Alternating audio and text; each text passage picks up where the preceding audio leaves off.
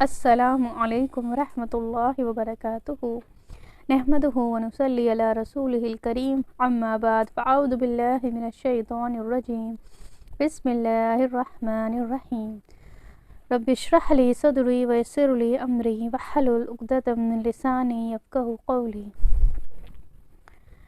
I hope آپ سب نے نماز کی جو میں نے ویڈیو ڈالی ہیں آپ سب نے دیکھی ہوں گی، اور آپ سب سے یہ گزارش ہے کہ آپ زیادہ سے زیادہ اس کو شیئر کیجئے تاکہ زیادہ سے زیادہ لوگ دیکھیں اور زیادہ سے زیادہ لوگوں کو اس چیز کے عمل میں آئے۔ تو آج ہم پھر سے اپنی سورہ بقرہ کو کنٹینیو کرتے ہیں۔ سورہ بقرہ آیت نمبر 103۔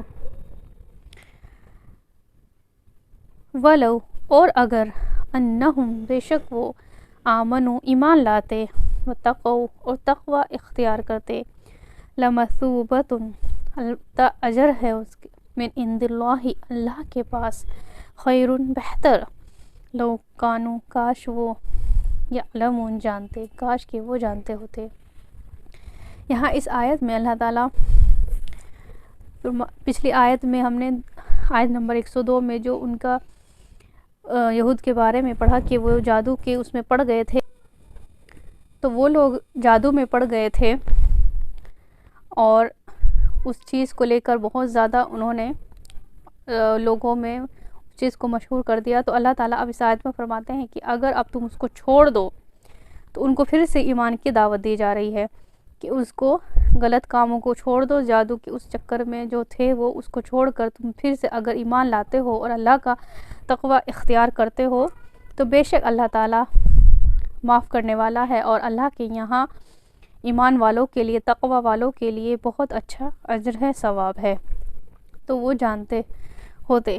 تو یہاں پر حقیقی ایمان لانے والا ہی اصلی عالم ہے، یعنی علم ہونا لیکن علم پر عمل نہ کرنا اس کا کوئی فائدہ نہیں ہے، کیونکہ وہ لوگ علم رکھتے تھے ہر چیز کا، ان کے پاس کتاب تھی، اس کے بعد بھی وہ عمل نہیں کرتے تھے اور وہ الٹا جادو کے اس میں پڑ گئے۔ تو یہاں پر اللہ تعالیٰ پھر سے ان کو دعوت دے رہے ہیں کہ تم ایمان لے کر آؤ، تقوی اختیار کرو، کیونکہ ایمان اور تقوی ہے اگر تو ہی ثواب ہے ملے گا یعنی۔ تو یہاں پر اللہ تعالیٰ یہی فرماتے ہیں کہ اللہ بے شک بہت رحم کرنے والا ہے اور تمہارے گناہوں کو معاف کر دے گا۔ اگلی آیت دیکھتے ہیں، آیت نمبر 104۔ یا ایہا الذین آمنوا اے لوگو جو ایمان لائے ہو، لا نہ تقولوا تم کہو رعینا سنا ہم نے، وقولوا اور کہو انظرنا دیکھا ہم نے، اسمعوا اور غور سے سنو، وللکافرین اور کافروں کے لیے عذاب علیم دردناک عذاب ہے۔ تو یہاں اس آیت میں اللہ تعالیٰ یہود کی ایک شرارت کے بارے میں فرما رہے ہیں۔ جب یہ لوگ آپ نبی صلی اللہ علیہ وسلم کی مجلس میں ہوتے اور آپ کچھ فرماتے، یعنی کوئی بات آپ کہہ رہے ہوتے سب سے اور کسی کے سمجھ میں نہیں آتا، تو وہ دوبارہ اس چیز کو سمجھنے کی کہتے کہ ہمیں یہ بات سمجھ میں نہیں آئی، آپ دوبارہ سمجھائیے۔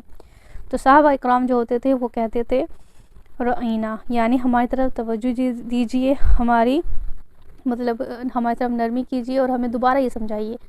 لیکن یہود کیا کہتے رعینا، اس چیز کو مطلب وہ بدل دیتے، اس ورڈ کو، اس لفظ کو بدل دیتے، جس کا مطلب ایک آتا ہے کہ ہمارے چرواہے، مطلب اس کو مذاق میں لیتے یہ لوگ کہ ہمیں ضرورت نہیں ہے دوبارہ سننے کی، ہم سمجھ گئے۔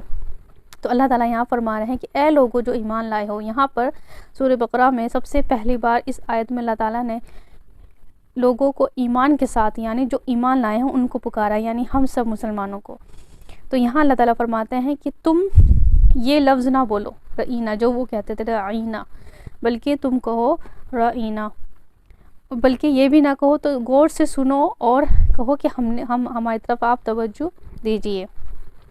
تو بیسیکلی یہاں پر اللہ تعالیٰ جو صحابہ اکرام ہیں اور باقی کے سب اے مسلمان یعنی اے ایمان والوں، ان سب کو یہ چیز سکھا رہے ہیں کہ جب آپ نبی صلی اللہ علیہ وسلم سے بات کریں تو ان کے ساتھ ان کا نام بھی ادب کے ساتھ لینا ہے۔ تو ایک طرح سے یہ تعلیم یہاں دی جا رہی ہے کہ ادب کے ساتھ آپ کا نام لیں۔ جب اس ٹائم پہ بھی یہ بات سمجھائی جا رہی تھی اور ابھی بھی یہ بات ہے کہ آپ کا نام بہت ادب کے ساتھ لینا چاہیے اور اچھے اخلاق اپنانے چاہیے، گفتگو میں اچھے الفاظ ہونے چاہیے۔ اگر ہم جیسے کسی کے بارے میں کوئی بات کریں تو اپنی گفتگو میں اچھے الفاظ کو ہم لے کر آئیں۔ تو جو ایسا نہیں کرے گا اس کا انجام بھی یہاں پہ بتایا گیا ہے، اس کے لیے کیا ہے؟ دردناک عذاب ہے۔ السلام علیکم ورحمۃ اللہ وبرکاتہ۔